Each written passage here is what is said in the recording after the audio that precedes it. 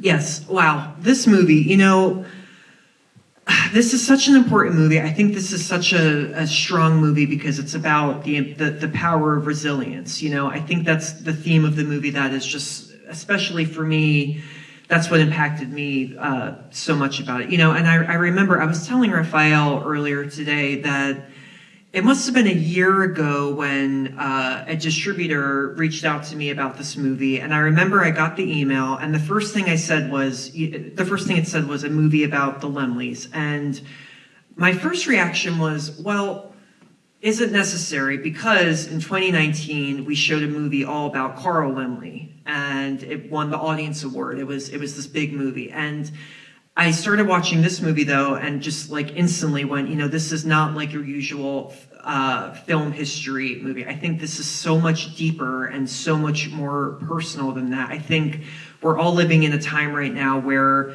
cinema and movie theaters, they are on, I don't want to say on the precipice of like extinction. That's a little extreme. I mean, some people might disagree with me on that, but it is very scary right now. So, I mean, I'm curious, this movie, I know in the beginning of the movie, you said that after your parents passed away, you kind of felt compelled to make a movie about the Laemmles. But were you super familiar with all the movies? So basically, I mean, The Wall really inspired me. The legacy story, the fact that there's been a Laemmle in the movie business ever since there's been a movie business. But my family was also Ukrainian Jews who came to the United States and opened a shmata business in the Garden District. In the Garment District and also the Bronx. And I there's something about the family that was very familiar to me. But I was very taken by this incredible family. It was always a movie about a family to me, and that's what really grounded me in the process. We, of course, go through all of this incredible film history. We, got to speak to some remarkable filmmakers who talked to us because the theaters had inspired them. But this family, their mission has been to support artists and filmmakers and the audiences that love these films. That's been their life pursuit, and that in and of itself. In the words of Arthur Miller, attention must be paid, and this seemed to be, in a very corporate world that we live in.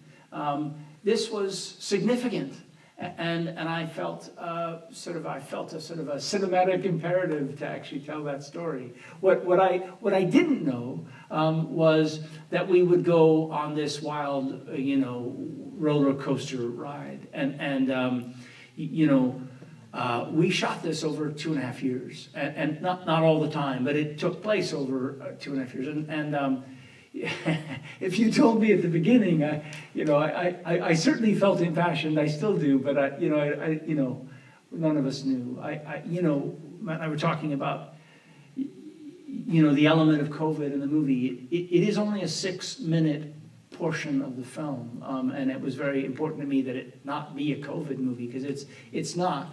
And this may be the first time I've said this publicly, but we all went through COVID, so COVID we know was real. But in the arc of this family and in the conversation around theaters, it is also kind of a metaphor, right? It is a metaphor for some of the challenges of what theaters are going through, and how many theaters are really struggling to get audiences back. And I've, whether you know the Laemmle Theatres or not, whether you've, never, you wouldn't know a Laemmle if it stood up in your soup. The fact is that there are sort of incarnations of Laemmle theaters around the country, around the world. We've played internationally as well, and in Ireland and other places, and they've said, we recognize this, or we're going to be in Boston in a couple of weeks, and there's another theater there, and that also is a family business, 44 years, and they sold, they had to sell. They're all holding their breath. Will it be a nonprofit? That over and over and over again in cities that we've been to, for a lot of reasons. It's not just COVID, right? I mean, it's social media, it's video games, it's any number of additional downward forces that really have sort of pushed people to maybe not go to theaters anymore, not as much as they used to. Again, I'm preaching, in this case, I'm preaching to the choir, as it were, preaching to the converted, but this is there is a movie experience. There's something that happens when you walk into a movie and you sit there, you come in as strangers, you leave as friends because you have this shared experience. There's a thing that happens, kind of a point where you can actually sort of fall into a world. And I believe get a mental vacation, as it were. We need those we need those now more than ever. And I don't care how big your television is, it's never going to have that same experience of a movie experience. That is real estate dedicated to this art form, right? It's a 125-year-old art form. It is all about, really a communal experience. It's all about the amplification of emotion through a group, right? Whether that's theater or live theater or or music, but certainly in movie theaters. And it is about, in this case, also being in a space where the screen is bigger than you. You're not watching it on your iPhone or your watch or your computer. There's I believe kind of something that happens where you get the size of the screen actually, the less diminutive version of this actually takes you and allows you to feel the emotions of what's happening. We all know that Top Gun and Avatar and these movies, which are big event pole movies, and I really loved Top Gun. I thought it was quite a wonderful movie, but the smaller movies, the independent films, the thinking person's movie, the movies without superheroes. These are the movies clearly this audience loves, and you've come out in the middle of your week to see this film, which we're all grateful for, and this wonderful festival and what Matthew does and his team of people that make this possible. But this is about really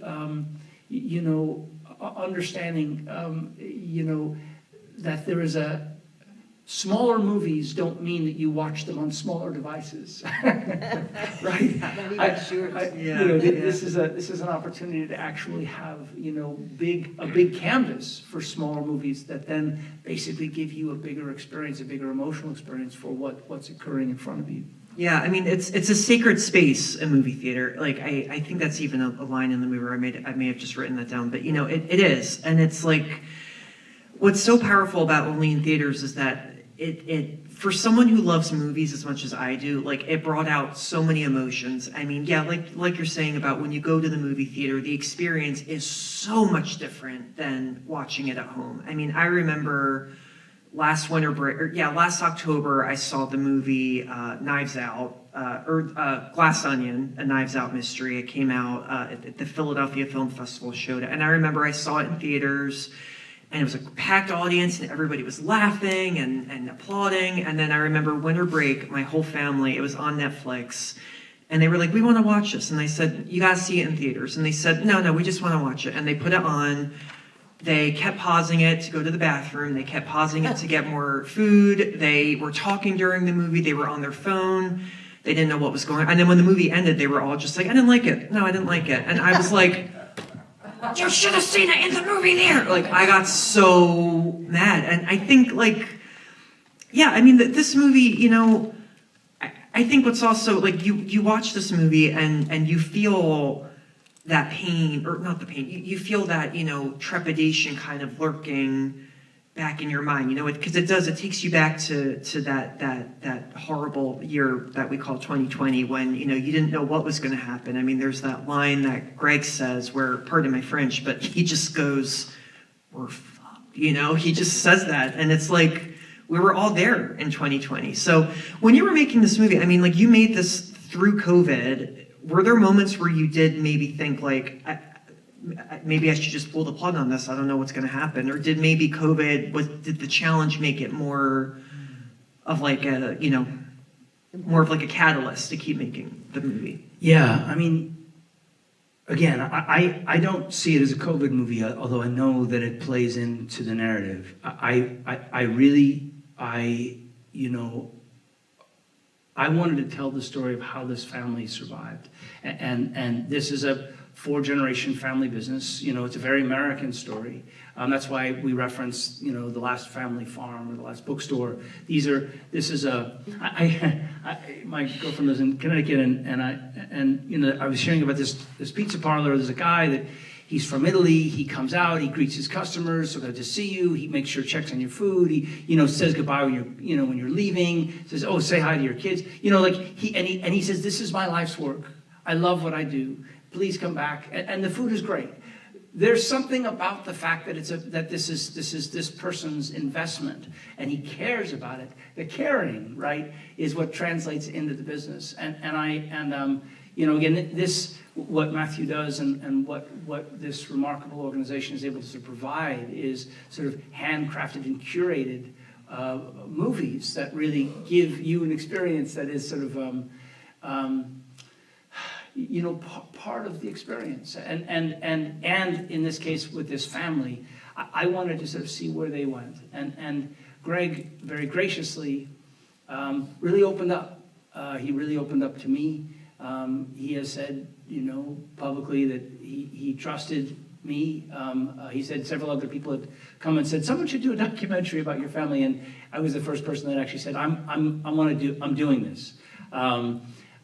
Because this family captivated me. And so, yes, we all went through COVID. We all, obviously, you know, this was on a lot of unspeakable and complex challenges. Also with his sale, right? The possibility of the sale and everything they had to deal with there. But now, and this is where we leave it, obviously, what's next? And where are we headed? And so this is where this is not the movie I thought I was going to make when I started, but we sort of backed into kind of a larger cause, which is the question back to you, you know, will audiences come back, right? And that's what we're all hoping for. There is that wonderful sort of historic resonance where, you know, when television came in, right, and the family had 7 theaters and it went down to 1, and it took about 10 years, but they came back. So that's I think the imperative of what we're reaching for. I think what the Laemmles are reaching for is finding ways to, you know, bring younger audiences in and sort of and really understand also what the appeal is, to get them away from their computers and remind, you know, open up their heads and their hearts to sort of understand how important this is. Yeah, I mean, you said what's next. That's like the big thing about this movie is there is that fear of what's next. I mean, that final scene in the movie with Greg and his wife, he's happy, and then you just see him kind of like put his head down, and it's like, I don't know what's going to happen next. And I think what's so hopeful about this movie is that, you know, I've been saying this a lot, like movies are never going to die. They're just never going to die. And no matter what obstacles cinema faces, whether it be a pandemic or a war or anything, you know, cinema is always going to be here. And I guess my last question before I open up to the audience is, you know, what do you hope people get out of this movie? And in particular, I think indie cinema in particular, you know, right now, you mentioned Top Gun. I mean, I know we all read, and I have nothing against Top Gun, by the way, but everyone, you know, last year, they all talked about how Top Gun, you know, saved the movies and it saved cinema and everything. But, you know, indie cinema, so much of it right now is basically being shown for a week and then shown in theaters, shown in theaters and then shown online a week later. So do you hope that this movie maybe is like a glimmer of hope for independent filmmakers out there? You know, look, it's already exceeded my expectations in terms of what it would have done. We've gotten wonderful reviews in the New York Times, the LA Times, and everyone in between. We're going to be in between 70 and 80 cities by the time we get to the sort of the end of our run. We did film festivals. We've played and done, you know, a fair amount of ink has been spilled about, you know, what the questions that come up from this, and I'm very grateful for that. I know the Laemmles also, I think, and Greg, by the way, saw the movie for the first time in front of an audience. He had no editorial control, had no money in the movie, and literally just opened it up and said, like, I don't want to see this. until, you know, and I'm certain he said it was a tough experience the first few times. But I think he's come to understand that what his journey has been somewhat representative I mean, a lot of people have said, oh my God, you know, I admire you, and thank you for doing this, and thank you for being so honest. And you know, in terms of what else, I mean, you know, let me just tell you, if you don't know, you know, independent filmmakers, you know, really go out without the support of a studio, without, you know, really on a wing and a prayer. I'm here, but there are literally 100,000 filmmakers who would want to be here with you tonight. You know, the opportunities that we've had have been amazing. But independent cinema is the lifeblood of cinema and the art form. As you will see that, you know, many of the big, you know, art films that, you know, hit, you know, their peak, those directors are hired to do the next Marvel movie, right? I mean, it's the new blood. Now, not that I'm not aspiring to that, and I'm not that every filmmaker has to sort of go and, you know, it's not the gold ring, but it's important to understand how important independent cinema is, how important this event is to the life of a healthy sort of ecosystem of independent films, and how that contributes then to the future of this art form. And as someone said, it is an ecosystem. There is a you know, audience, filmmakers, you know, exhibition, and then audiences, and then how this kind of recycles, how you then go out and say, hey, you know, tell your friends you should see this movie or find out about it, or, you know, when we do get to streaming, obviously that is another life. You know, I always sort of said I didn't make a movie called Only in Theaters to play only on streaming. Only in theaters, parentheses, not streaming. Right. So we've really committed to a theatrical run, and that is event cinema, and you know, and sometimes week or 2 week runs. But it's worth hearing again from an independent filmmaker. We do this because we're passionate about it, because we care, and because we really want these themes and these films to be seen and enjoyed. And you know, no matter how big streaming gets, there is not a single filmmaker who will tell you, if you say to them, hey, can I show your movie in a theater? They'll drop everything and say yes. And, you know, because it's where the magic happens. It's where it occurs. It's somewhere between this screen and where you're sitting. That space sort of fills up, and there's a transaction that occurs, and that's everything. Yeah. It's amazing. It's like magic. Yeah.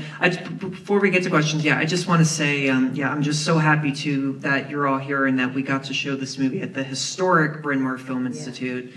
So thank you all for coming. We have time for a few questions. I know I saw a hand over here. Yeah, I wanted to actually make a comment. You said you made this film. I love storytelling films about the family, but this film is beyond that. It is much more, because I also love documentaries and to learn new things. I didn't know about the Laemmles, and I've been to California, and you know, so all of that. And you say it's not a COVID movie, but it does have it is a character in the movie. You bet. Because there we were in 2019, this dilemma about closing, and then, wow, COVID, and that's closed a lot of places. So I was like, you know, that was another almost mystery, or what you know, it heightened what the story was. It truly did. And I was surprised at the ending. But I see this as a Luddite who, in my 70s, right, has a whole perspective of how, you know, things change, you lose things. I'm never getting another car. I have a 2010. I'm never getting another car. No, but in this, and there's fear, you know, industrialization, all this stuff, and I'm a theater goer too, live theater. Yeah. And they're not coming back the same. And one of the people who runs Interact said, you know, my friend said during the pandemic I started reading a lot.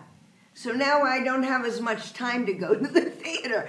But it's like all of these things And this streaming, I can't imagine streaming on, certain things. I don't get it. But so I'm kind of like concerned and could be depressed. But then I keep seeing how LPs are big.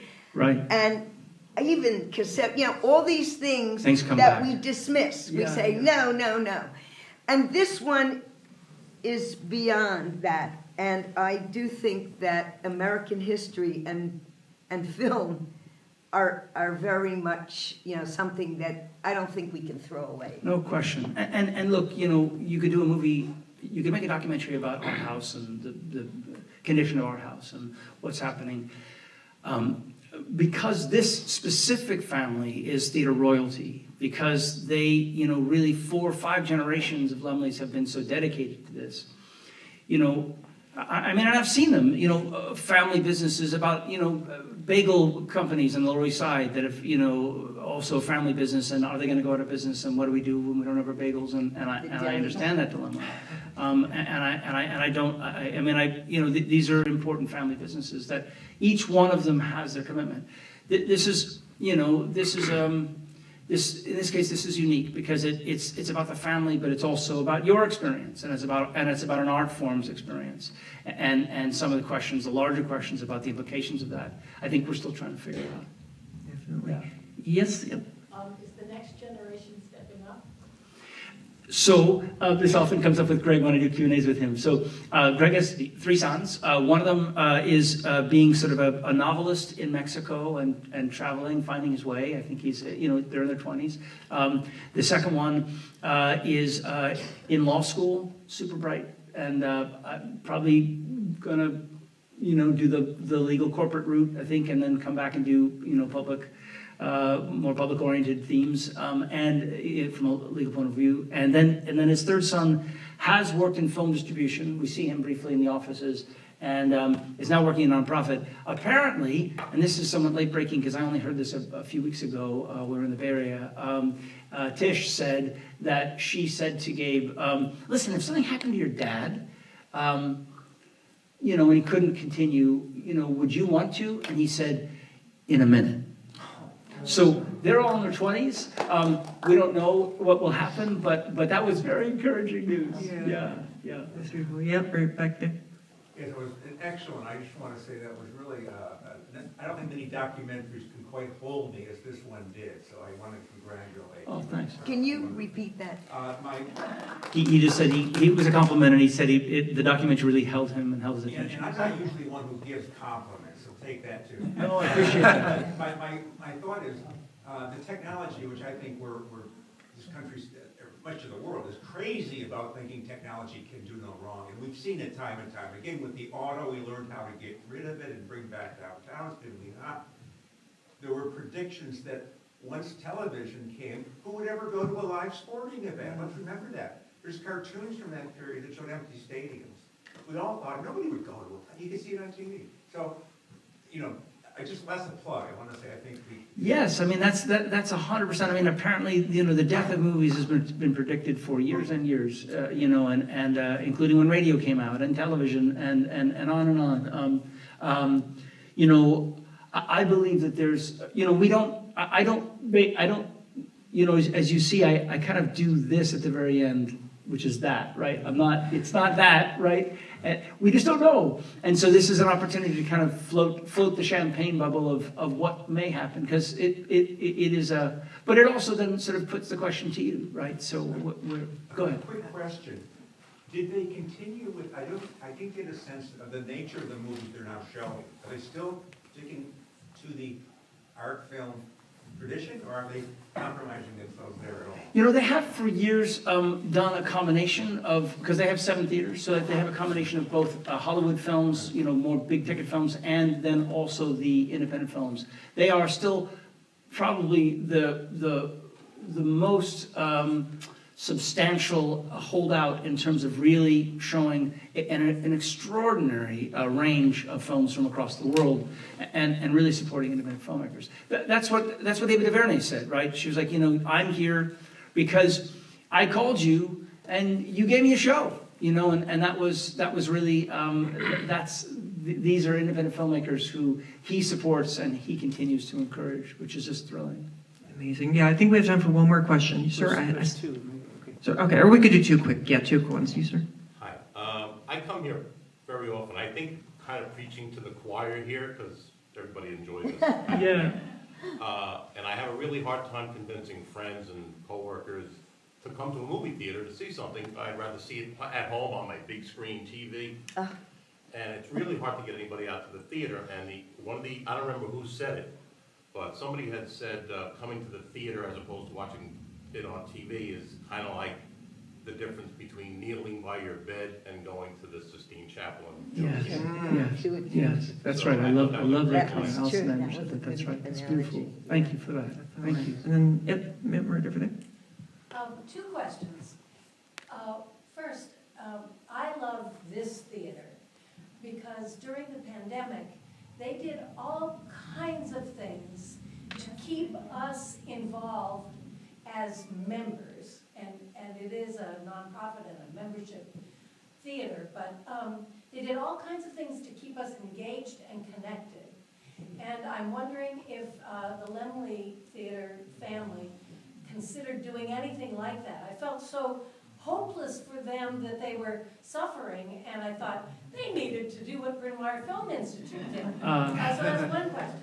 Yep. The other question is, you're from New York and you were filming in Los Angeles, so I was wondering all about your the production of this film. Where was it done, and post-production and all of that? How did you do the bi-coastal thing, especially during the pandemic?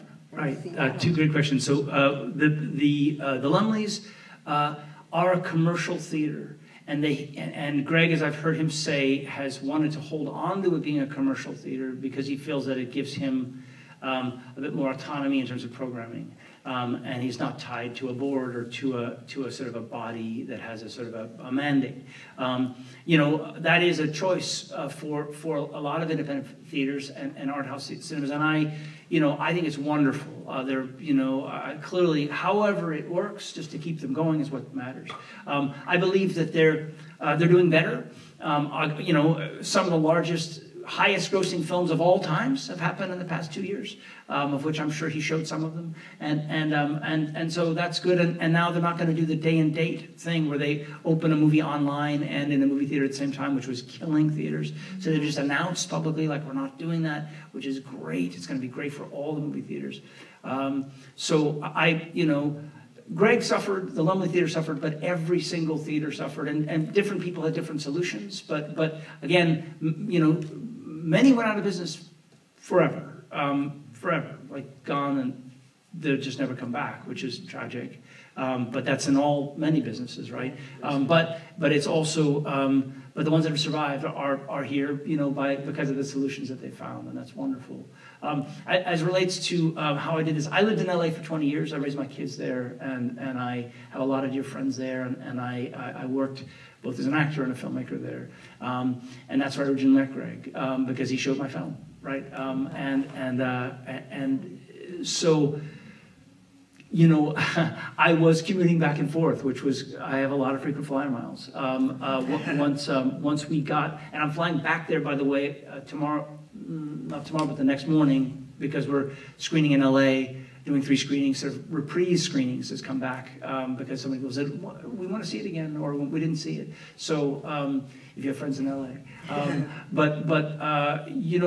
As far as COVID, during COVID, what I did was, I had a very small crew of 2 people who went out. This was before vaccines, this is before tests. And they were, certain protocols have been put into the industry, so they had masks and shields and were sprayed with alcohol and everything. And Greg was open to this. We kept, social distancing, obviously. So, and I did many of the interviews on FaceTime.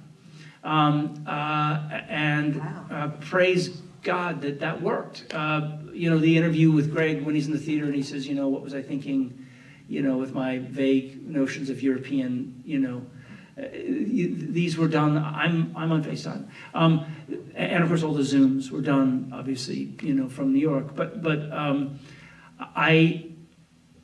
it's amazing what you can do. My editor's in LA. We also edit online, so together, and we meet on Zoom and go through things. So there's a lot of things that we've been able to do, which is great in terms of literally doing this at a distance. But the majority of it, I was there. I would fly out and shoot. When I shot a lot of the second unit stuff of all the businesses closed and stuff like that. So.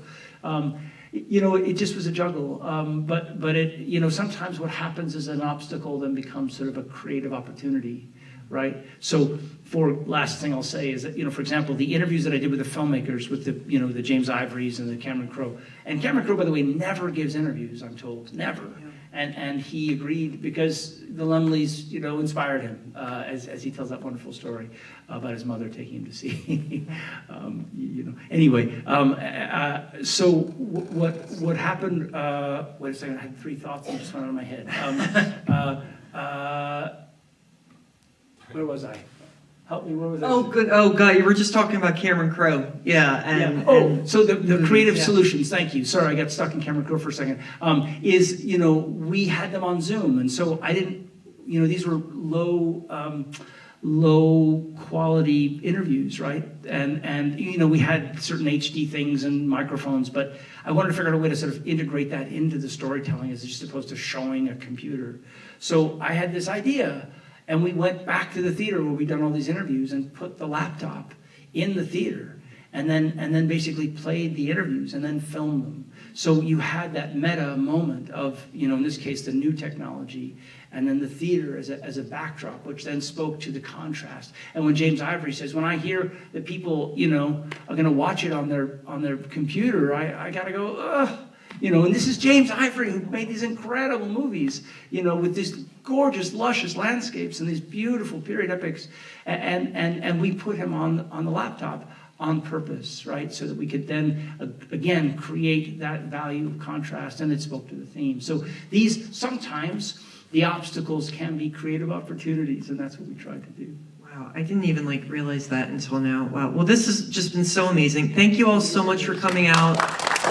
This movie, tell everyone about it. We are showing this again this Thursday at 2 p.m. at the Weitzman National Museum of American Jewish History, and we're not streaming it later. So, it probably will be available to stream later, but you shouldn't do it that way. Definitely see it in theaters where it deserves to be seen. And thank you so much, Raphael. Thank you, everybody. Have a good rest of the night. Thank you so much.